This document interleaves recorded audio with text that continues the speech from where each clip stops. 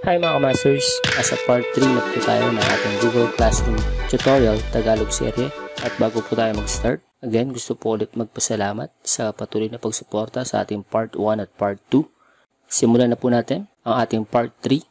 So again, nandito po ulit tayo sa ating Google account. So lagi po natin sisimulan dito kasi alam ko po na kino-close nyo rin po yung ating account. So para maalala po natin kung paano ba mag-open ng ating Google Classroom, lagi tayong pumunta sa may upper right side, yung mga multiple dots po.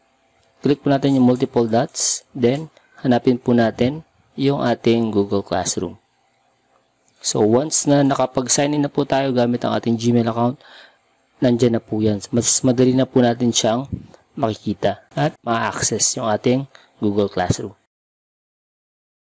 So quick review, meron na po tayo nagawang isang class, and sa class na po na yun, na-discuss na po natin ang Stream tab. Ang next tab po na ating diniscuss ay ang Classwork tab.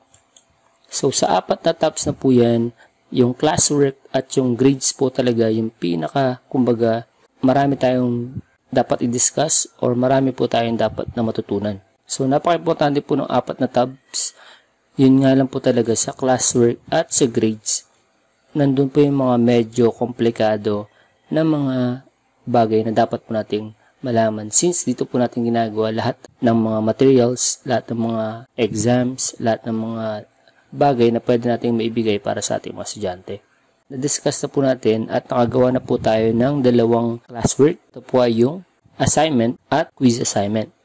So sa ating pong assignment, meron po tayong self-introduction, at sa ating quiz assignment, meron mo tayong quiz number 1, all about Earth. So bago po tayo pumunta sa next natin na i-discuss sa classwork, may mga additional tips po ako sa inyo kapag kayo po ay gumagawa ng mga quiz assignment. So balikan po natin yung ating ginawang quiz assignment last time. Click lang po natin itong quiz number 1, all about Earth. Then, i-click po natin itong ginawa nating form.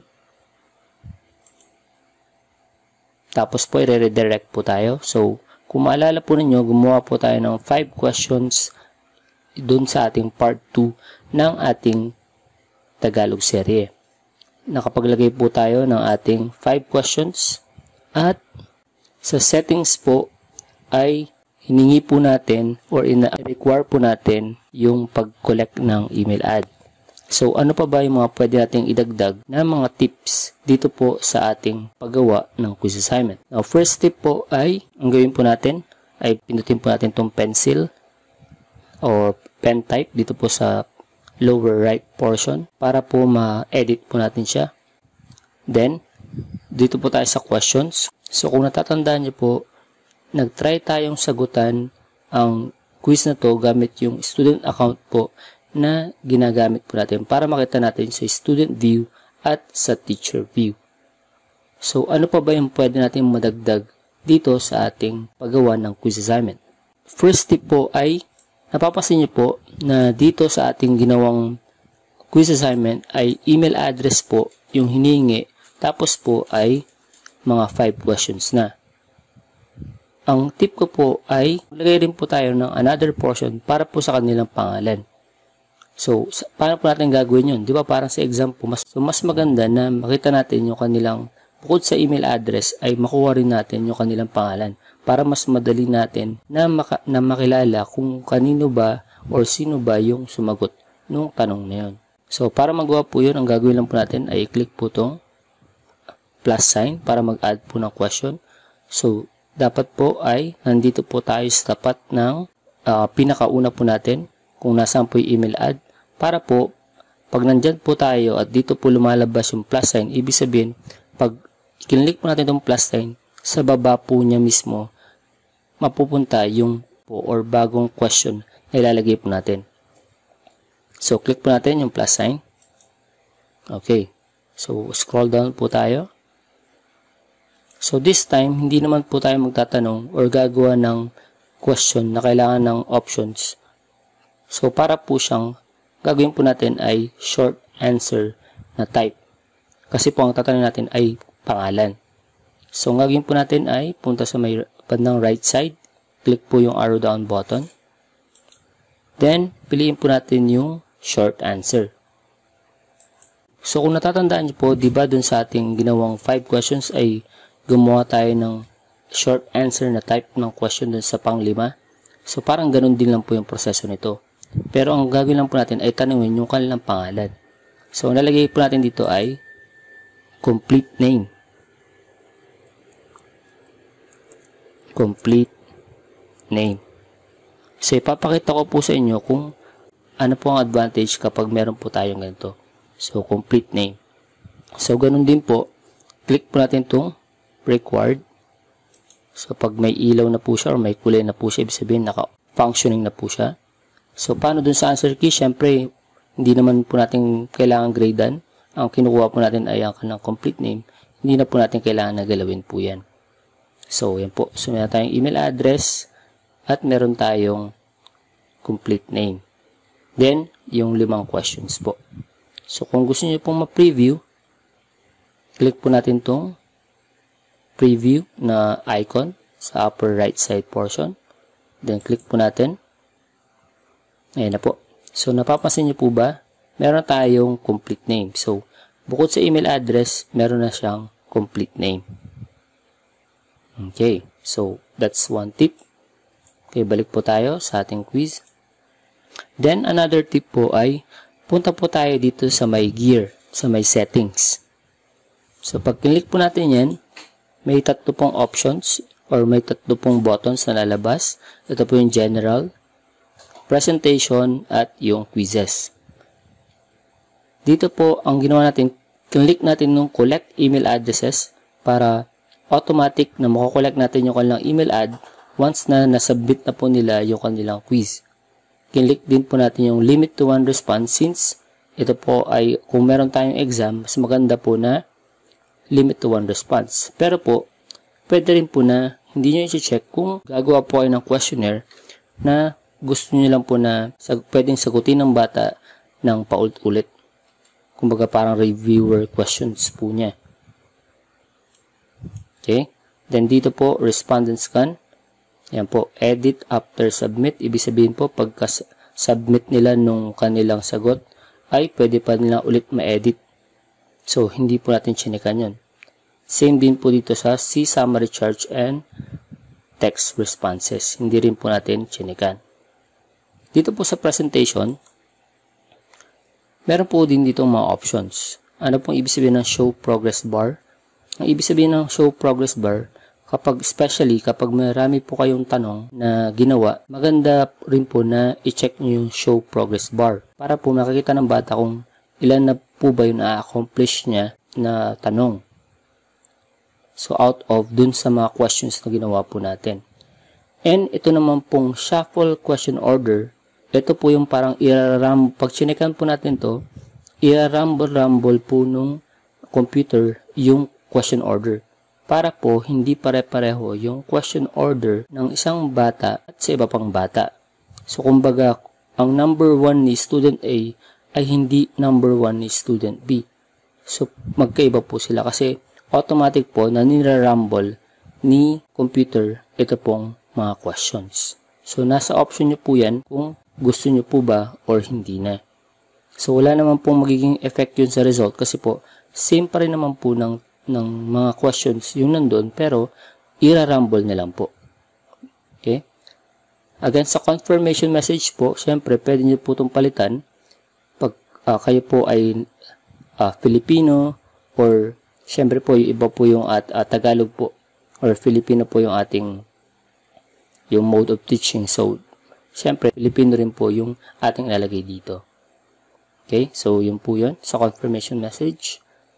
Sa quizzes naman po, so automatic na po dito na naka-check itong or naka-toggle itong make this a quiz. So, naka-check po yan. Dapat naka-check po talaga yan. So, very important po na yan ay naka-ilaw or naka-toggle. Then, may option din po natin na release grade immediately after each submission. Since ito naman po ay meron na pong sagot, so okay lang po to immediately after each submission. Then, yan po. Respondents can see missed questions pwede after po niya masubmit, makikita niya na, ito ba nakalimutan niya nasagutan itong question na to. Pwede rin po, nasa option niyo rin po kung gusto niyo makita ng respondent ang correct answer after niyang sumagot, or kapag nagsagot na po ang isang bata ng kanyang quiz at nakita niya ng sagot, so sa tingin niyo po ba ay safe pa rin po ba yung quiz, or kung sa tingin niyo po ay mas maganda na wag muna ipakita yung tamang sagot, then pwede niyo na po itong i-untick or i-uncheck.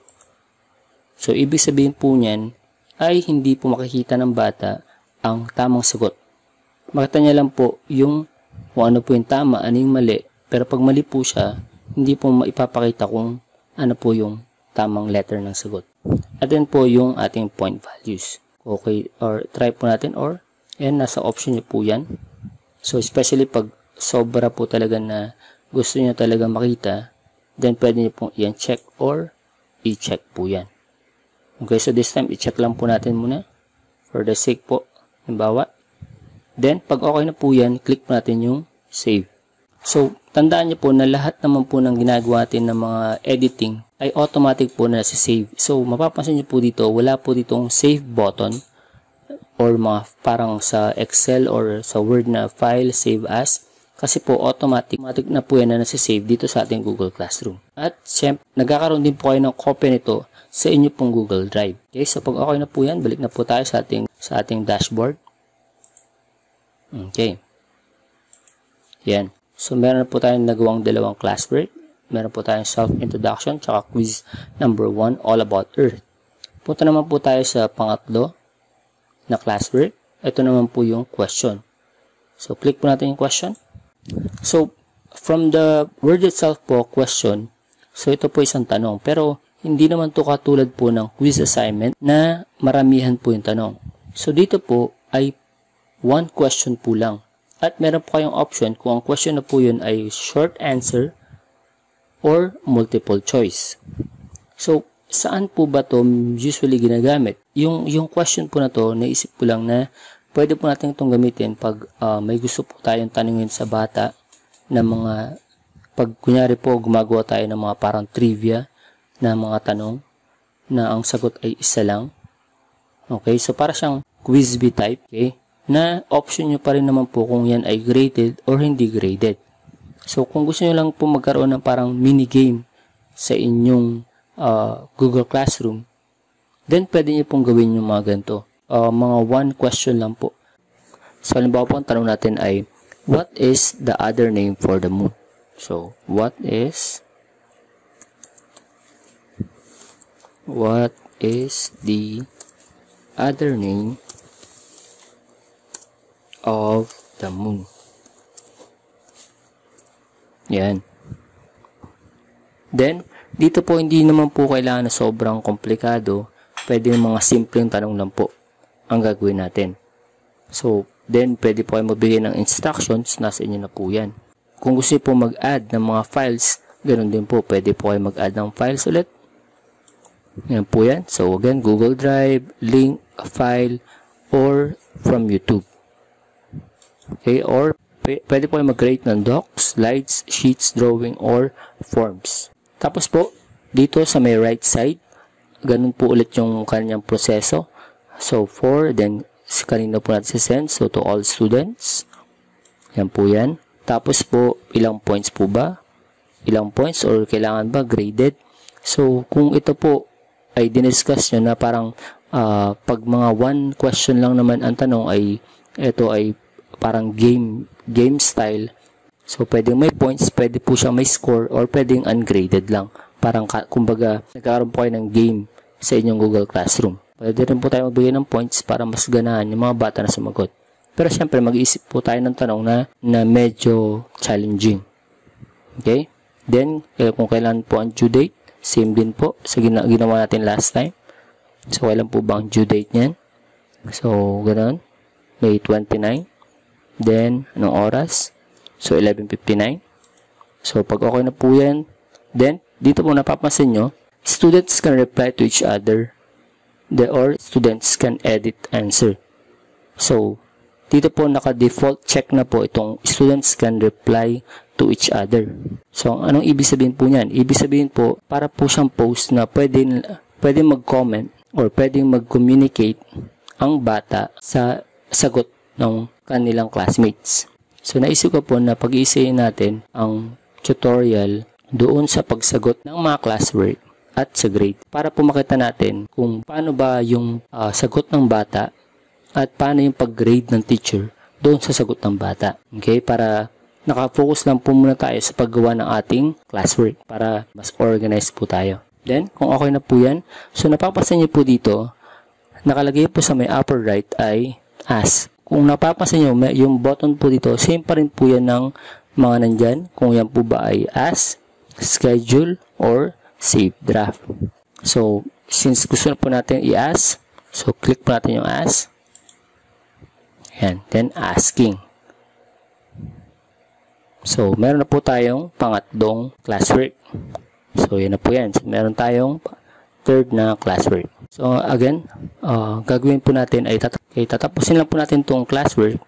Then, magkakaroon po tayo sa ating mga next tutorial series ay susubukan po natin na ipakita kung paano sasagutan ng bata ang bawat classwork na ginawa natin at paano gigradean ni teacher yung mga dapat na gradean, especially po pag nandun na tayo sa may grades tab kasi napaka-importante rin po ng tab na to.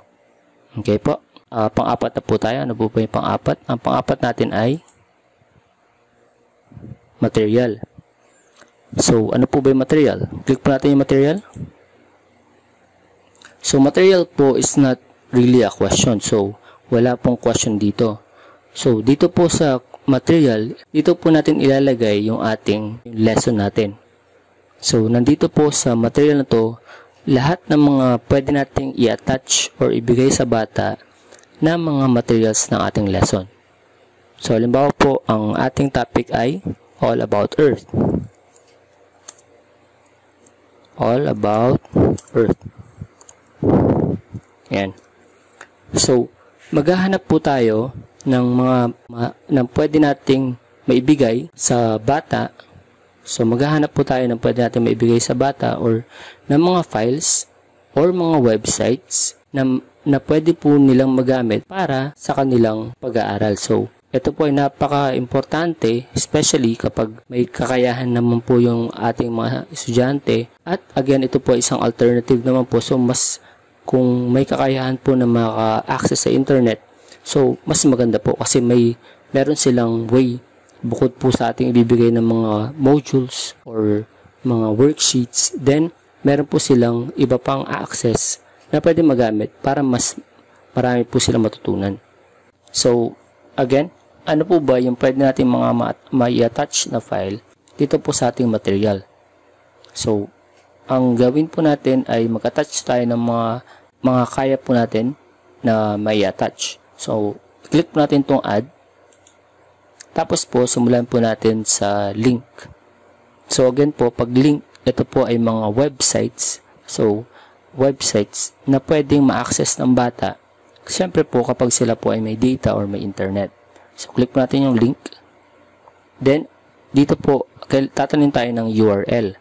So, di ba sa ating naunang mga tutorial ay na-discuss natin yung sa URL. So, ang kailangan lang po natin gawin ay maghanap sa Google ng pwedeng website na pwede po nating makuha yung kanilang URL at may lagay po dito. So, halimbawa po, ito po yung ginamit natin, all about Earth.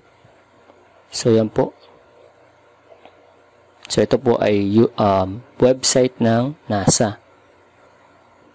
Then, ito po yung URL. Ang gagawin ko lang po ay kukopyahin yung URL. I-select ko po siya, highlight, tapos po, right-click, then copy.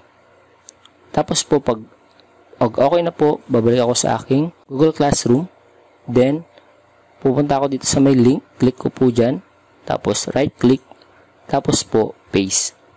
So, mapapansin niyo po, nagkaroon na siya ng mga words dito. So, ito na po yung URL. So, gagawin ko na po ay click yung add link.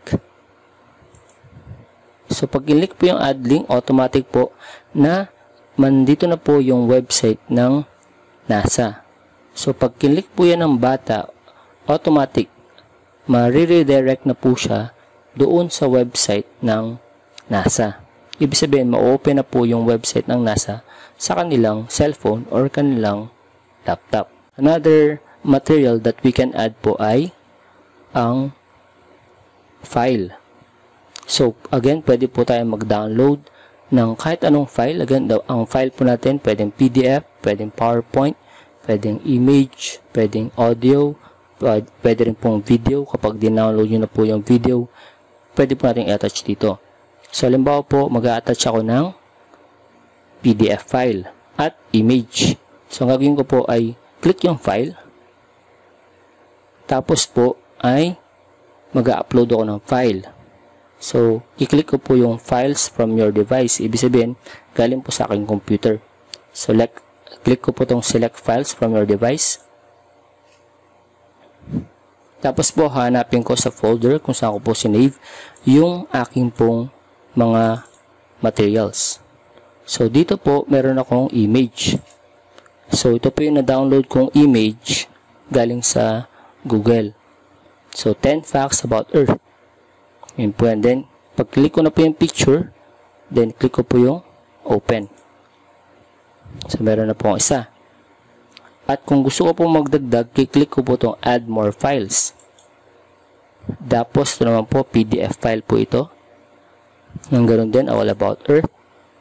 Then, pag na-click na po yan, click ko po yung open. So, meron na po. Kapag meron po kayong video na dinownload na, pwede nyo rin pong idagdag dito yan. So, click nyo lang po yung add more files. Tapos, hanapin nyo na po yung video. So, ganun lang po kasimple. Click nyo po yung video, tapos click open. So, automatic po, papasok na po yung video. Ganun din po yung audio. Hanapin nyo lang po sa folder. Then, click nyo po yung audio na yun. And then, click po open. Okay po. Okay. So, meron tayong dalawang i-attach. Pag okay na po yan, at kompleto na, then, click po natin itong upload. So, automatic, mapapansin nyo po, ina-upload na po yung dalawang ating attachment. So, dito po meron na tayong website, meron tayong image, at meron tayong PDF file. Okay. Sir, okay na po ba yan? Hindi pa. Gusto ko marami siyang material na magagamit. So, ang next natin ay YouTube. Click po natin yung YouTube. Again, kagaya po ng ginawa natin last time.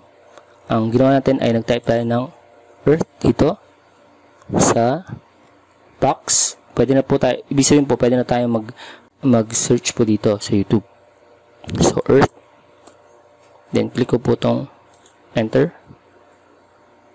Ayan na po. So, again, yung maiksi lang po ang pipiliin natin. So, halimbawa, ito po ulit yung napili ko. So, again, marami pa po kayong pwede mga options. Ito ay 92 minutes. Masyado mahaba. Ayan. So, doon na tayo sa medyo legit na website. Sa National Geographic. Maikli lang. So, click po natin yan. Then, add. Okay. So, meron na po tayong 1, 2, 3, 4, pang-apat. Meron na tayong website. Meron na tayong image. Meron na po tayong PDF file. Meron na po tayong galing sa YouTube. So, gusto ko pa po magdagdag sa YouTube, sa video. So, i-click ko lang po itong add. Tapos, YouTube po ulit. Pero, napansin nyo po, pag dito po kayo nag-search, parang limited lang po yung makita natin. So, pag may mga gusto po kayong, pag may nakita po kayo sa YouTube, pero hindi nyo po nakikita dito, gagawin nyo lang po ay, pumunta po kayo sa YouTube. So, dito po nagtingin na po ako. Yan. So, sa YouTube po, sinearch ko all about Earth. So, ito po yung nababas. Madami. So, ano po ba yung pwede kong piliin dito? Pinakamaiksi na pwede. So, halimbawa, ito po, yung structure of the Earth ni Dr. Binocs. So, ang gagawin ko po ay, i-click po ito, pag ito po yung napili kong video. Tapos po, skip po natin itong add. Yan. Yan na po siya. So, paano ko po ito dadalhin sa aking Google Classroom? Gagawin ko lang po ay pupunta sa may URL po niya, dito po sa taas. I-click ko po siya at i-highlight. Yan, nag-blue po siya. So, nag-iba po ng kulay, nagkaroon ng kulay. Pag ganyan na po, nakompleto nyo na pong i-highlight, right-click po. Tapos, copy. Tapos, pupunta na po ako ngayon sa aking Google Classroom. Then, i-click ko po itong URL. Tapos po, ipipaste ko po dito yung URL na kinapi ko doon sa YouTube. So, right-click po. Tapos, paste. Yan. So, napansin nyo po, lumabas po yung video na nanggaling doon sa YouTube. So, pag okay na po yan, click po natin yung add. Okay. So, ang dami nating materials. So, maganda po talaga na meron po tayong ibang way kagaya po ng Google Classroom kasi hindi lang po siya plain text or mga papel, worksheets. At kung meron naman po na access ang bata ay talaga po na mas magiging kumbaga po advantage po nila. Pero syempre ito alternative nating way at hindi naman po talaga lahat ay may access.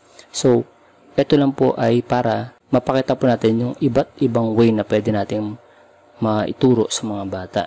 So, dito po, meron po tayong website, meron tayong image, meron tayong PDF, meron po tayong video, at meron pa po tayong isa pang video. So, kung gusto nyo pong kumpletohin, kung meron po kayong PowerPoint, pwede nyo po rin ilagay dito yung PowerPoint. So, paano po ba paglagay ng PowerPoint? Again, click nyo po yung add, then file, tapos po select files from your device, tapos po hanapin nyo na po kung ano pong file po ba yan. Kung yan po ay PowerPoint file, kapag video po na dinownload nyo na po at nasa computer nyo na, yung file pa rin po ang pipiliin nyo. Kapag yan po ay Word, nasa Microsoft Word, pwede rin po. Dito rin po yan sa file. So, lahat ng nasa computer niya po ay ang kiklik po natin ay file. Kapag external po, galing sa website, ang kiklik po natin ay link. Okay po. So, yan. Close po muna natin. So, yan na po. So, meron na po tayong mga materials. Kumbaga, additional na mga information. At ang maganda po dito, kung kayo po ay gumagamit ng Kotobi Author at may nagawa po kayong mga interactive ebook about sa topic na po na yun, ang gagawin nyo lang po ay i-attach yung file, yung KPub file po ninyo dito. So, paano ba yun? Ganoon din po na ginawa ko po. So, ang gagawin ko lang ay click po yung add, tapos po file, tapos po select files from your device. Diba ito po yun? Yung ating EPUB file ng ating ebook na ginawa sa Kotobi Author. So, click po natin yan. Then, click po natin open. So, naka-KPub file po siya. Ito po ay pwedeng mabasa ng bata kapag meron po siyang Kotobi Reader sa kanyang cellphone. So, pag okay na po yan, so pag medyo mabigat po siya, then, click po natin upload.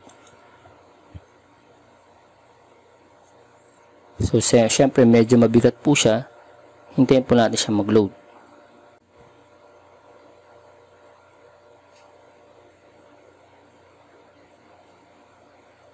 Ayan.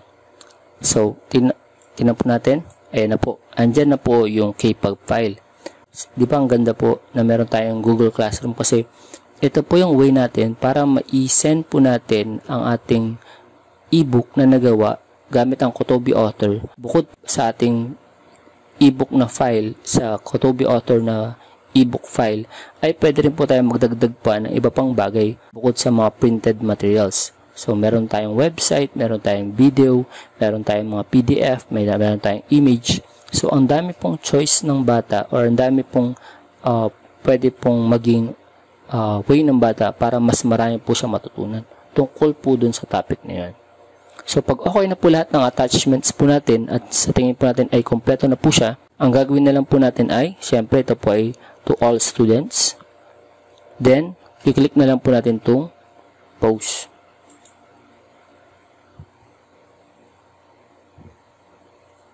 Ayan. So, meron na po tayong 4. So, meron tayong self-introduction, meron tayong assignment, meron tayong quiz assignment, meron tayong question, at meron na rin po tayong material. Ano po ba ang next? Next natin ay, okay, so, click po natin itong create para makita natin. So, may assignment, may quiz assignment, may question, may material, and, so, ito pong reuse post, hindi pa naman po natin magagamit yan. I-discuss po natin yan sa ating next na mga Google Classroom tutorial. So, nakagawa na po tayo sa ating Google Classroom.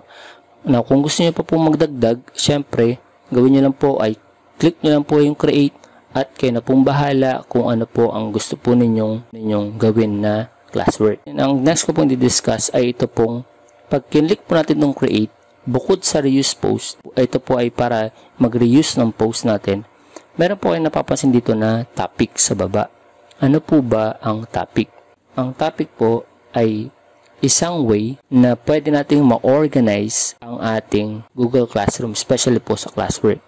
Now, ganito po yan. Labas po muna tayo. So, isipin nyo po na everyday gumagawa po kayo ng inyong classwork. So, ibig sabihin po niyan, everyday na papadami ng padami ang nasa classwork po natin. So, kaya po siya hanggang, umabot na po siya hanggang baba. So, meron na po tayong 4. Pero kapag syempre, pag normal na po yan, ibig sabihin, kung mag-upload po kayo everyday or pag maglalagay po kayo ng mga material or questions or assignment, then papatong po ng papatong yan. So, one way po para ma-organize ang ating classwork ay gagamitin po natin yung topic. So, paano sir ma-organize ang classwork sa pamamagitan ng topic? Pag kin-create po natin, nag-create po tayo ng topic at click po natin yung topic, ganito po siya. May lalabas pong pop-up na box. Tatanungin po tayo kung anong topic na yun. So, di ba po, sa isang quarter, may iba't iba pong unit. At sa iba't ibang unit, merong mga chapters. So, nasa inyo po kung paano po ba nyo i-organize ang inyong classwork. Yan po ba ay by chapter or by unit? Ang ibig sabihin po, kapag naglagay ako dito, halimbawa, unit 1. So, unit 1. So, usually po sa amin, pag isang unit, isang quarter. So, medyo marami po rin po yan. Or, pwede rin po by topic. So, halimbawa, ang topic ay, yun nga po, sa Earth. So, ito po ay, ang topic ay Earth. So, nilagay po natin Earth. Kapag click mo natin itong add, yan. So, napapansin niyo po, may lalabas po dito po, na Earth. So, ano pong ibig sabihin nito? Ang ibig sabihin po ng topic ay yung main, kumbaga sa folder, siya po yung main folder. At yung mga nandito po sa classwork, yung individual classwork po na ginawa natin, ay pwede po natin siya ma-organize kung ilalagay po natin sa ilalim ng bawat topic. So, ibig sabihin po, pag may next topic po tayo, magki-create lang po tayo ng panibagong topic at lahat ng mga classwork, ito po yung assignment, quiz assignment, question, tsaka material, ay ilalagay po natin sa ilalim ng topic na po yun. Okay? So, subukan po natin. So, meron po tayong dalawang way para mailagay po siya sa under Earth. Pag kinlik nyo po yung, halimbawa po itong all about Earth, at kinlik nyo po itong view material, so, napapansin nyo po dito, so, yan. Tapos, po click nyo po dito. Yan, sa may 3 buttons. At click nyo po yung edit. So, di ba, babalik po tayo dun sa ating ginawang material kanina. Napapansin nyo po sa may right side, lagi pong may nakalagay na topic. Ngayon, ko po siya i-discuss. So, nakagawa na po tayong topic.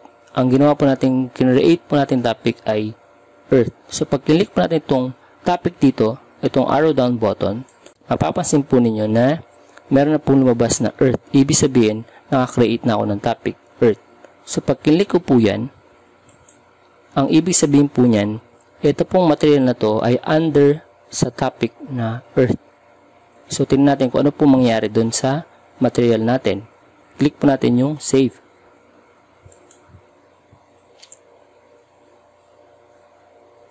So, ngayon po natin ay bumalik natin dashboard. Okay, click po natin dito. Yan. Then, click po natin yung classwork. Yan. So, ano napansin po ninyo? Wala na po yung all about earth na ginawa po natin kanina ng material dito po sa may unahan. Andito na po siya sa under ng earth. Yan po siya. Okay? So, ganun din po dito sa iba. Pero, meron pa pong mas madaling way. Pinakita ko lang po yung isa. Pero, actually, may mas madali pa pong way. Paano po ba yun? Gagawin ko lang po ay idadrag ko po yung topic na gusto kong mapunta sa ilalim ng earth na topic papunta sa kanya. So, halimbawa ito po. Gagawin ko lang po, ilo-long press ko. So, itatapat ko po dun sa ating tatapat ko po dito sa what is the other name of the moon na question. Pag nakatapat na po, i-click ko po, left click, long press, at idadrag ko po siya papunta dito sa ilalim ni earth. Ayan po, napapansin niyo po, hawak ko po siya. Hindi ko po siya binibitawan. So, ang ginawa ko po, ulitin ko lang. Tinapat ko po siya. Yung left click po, left click ng mouse. Tinapat, tapos po long press. Tapos po, makita nyo parang nagkulay po siya. Huwag nyo pong bibitawan kapag pag long press po, huwag nyo po munang bibitawan. Tapos po, bubuhatin ko po siya papunta doon sa ilalim ni earth.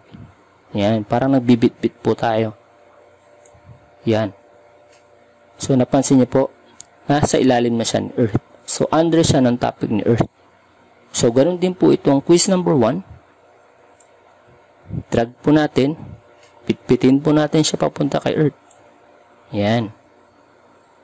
So, kumbaga, na-organize po natin yung ating topics. So, kung may bago po tayong topic, hindi na po siya earth. Ang gawin lang po natin ay click yung create, then click po yung topic. Ano ba yung next topic? So, halimbawa po, ano yung next topic nyo? Susulat ko na lang po dito, next topic. Yan. Pero, siyempre, susulat nyo po dyan kung anong topic ba. So, click nyo po yung add. Yan. So, napapansin nyo po dito sa left side, nakalagay na po yung next topic. Ayan na rin po. Andito na po siya. Next topic. So, paano po ba na-arrange yung sa classwork? Yung pinaka-recent po, yung pinaka-bago ang nasa ibabaw. So, every time na nagdadagdag po kayo ng bagong file, ng bagong assignment, ng bagong quiz assignment, ng bagong question, ng bagong material, dito po yan sa ibabaw. Lalagay. So, yung nasa pinaka-ibabaw po ang pinaka-bago at yung pinaka-luma po ay nasa ilalim ng mga topics. Okay po. So, ganun din po. Drag lang natin ang drag. So, ganun po natin ma-organize at mas magiging maganda, mas magiging organized po ang ating classwork. Okay, yan po. So, natapos na po natin. Now, bukod pa doon, meron po tayo nakita dito na Google Calendar at Class Drive folder. So, ano po ba yan? Pag-click natin yung Google Calendar, so, literal po siyang calendar. So, dito po sa ating calendar, so, dito po sa Google Calendar, meron po tayong mga dates at may time. So, para rin lang po itong reminder or nag-set po tayong reminder. Okay, so, pwede po tayong click yung create. Tapos po ay, ang gagawin natin, ano bang reminder po yan? So, halimbawa, submission of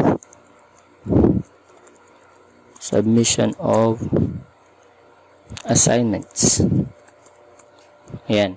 Then, so, reminder. So, yan po ay reminder. Kailan? So, May 29. Tapos, ano pong time? Ano pong time? Mamili po kayo ng time dito. Okay. 11 p.m. Okay. Ano po yan? Does not repeat. Kailan po ba? Ano po bang gusto nyong setting? Daily, weekly on Friday, monthly on last Friday. Kayo na pong bahala mamili. Then, all day po ba yung reminder po natin? So, siguro hindi na po. Okay, then, click po natin Save. So, pag create po natin yan, tingnan po natin sa Friday. Nag-set po tayo, di ba po, Friday ng 11 PM. Tingnan po natin. Ayan.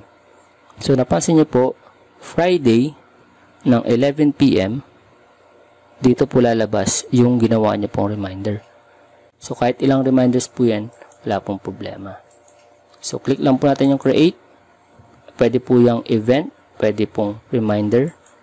So, again, para po itong alam din po natin na nagsiset din po tayo ng reminder sa cellphone po natin. Di ba po, ganun, parang ganun din proseso po yan. Okay, so, X po natin yan. Balik na po tayo sa ating classroom. Okay, ano naman po yung class drive folder? Pag click po natin yung class drive folder, ito po yung sinasabi ko na, ito po, ang class drive folder po ay kumbaga ito po yung online USB ng inyong Google Classroom. Dito po nasi-save lahat po ng mga nilalagay niya pong files sa inyong Google Classroom. Kapag kayo po ay nagpa-submit ng image or ng file sa bata, dito rin po siya papasok. Okay? So, lahat po ng napupunta or ginagamit nyo po sa inyong Google Classroom, sa class drive folder po pumapasok. Ano pong advantage nun? Ibig sabihin po, pag gumagawa po kayo ng post, lahat po ng mga files ay pwede nyo pong makuha dito po sa inyong class drive folder. Nandyan lang po siya.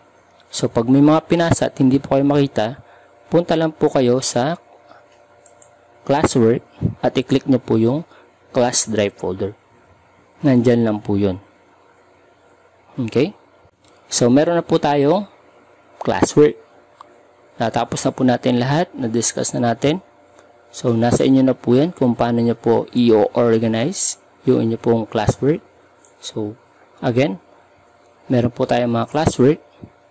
At para mag-organize ng classwork, mas maganda po na mag-by topic po tayo. Pwede po yan po ay by module. Pwede po yan po ay by week.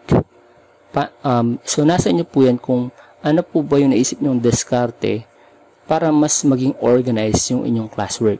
Kasi po, kagaya po sinabi ko kanina, magpapatong-patong po lahat ng inyong mga ginawa. So, maganda po na kung ano po yung ginawa nyo po dito, syempre, ganun din po yung makikita ng bata.